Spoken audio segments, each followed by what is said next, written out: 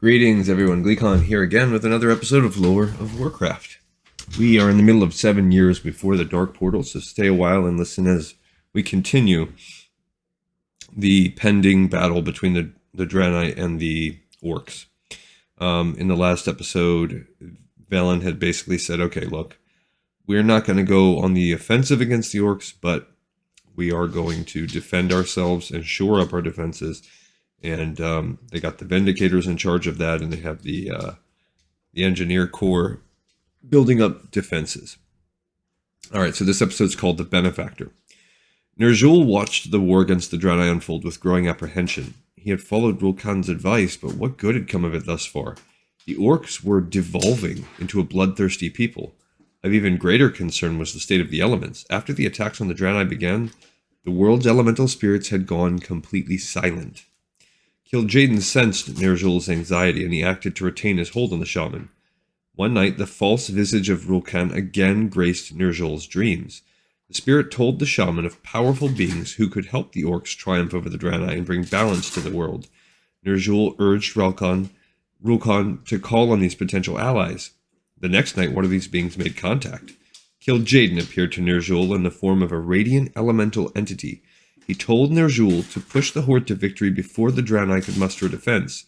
Kil'jaeden promised that in doing so, Ner'zhul would please the elements. Though Ner'zhul was initially in awe of this new benefactor, his unease deepened. Kil'jaeden was eager to annihilate the Draenei, and he wanted the Orcs to slaughter their victims without mercy. The benefactor seemed particularly obsessed with killing the one known as Velen. Ner'zhul had never before communed with a spirit who was so violent. Also, ever since Kil'jaeden had begun speaking with him, Rulkan had disappeared. Ner'zhul needed her guidance now more than ever. He secretly embarked on a journey to Oshu'gun, hoping to re-establish contact with his dead mate and glean advice from the other ancestral spirits. Unbeknownst to Ner'zhul, Kil'jaeden was aware of his plans. The Elder Shaman was not the leader the Demon Lord had hoped he would be. Kil'jaeden commanded Guldan to gather allies who could help him control the Shadowmoon clan, since they could no longer rely on Ner'zhul. Guldan met with a young but highly respected shadow mage shaman named Tarongor. To win the Orc to his side, the warlock showed him the might of fell magic, which he claimed was a higher form of shamanism. Tarongor had spent too long trying and failing to call on the elements for aid, and experiencing fell magic for the first time, he knew he'd found a means to make a difference in the world, a means to help his troubled race. Tarongor was only the first Shadowmoon shaman to become a warlock. Slowly, Guldan won other shaman to his side. Whatever noble intentions these Orcs once had faded with the influx of fell energy. The corruptive magic twisted their thoughts and darkened their hearts. They became loyal to Guldan alone. So, Kil'jaeden is continuing to try to sway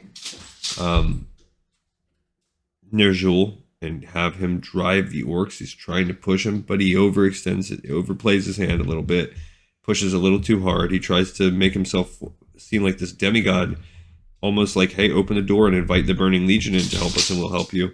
But Ner'zhul's just skeptical of it.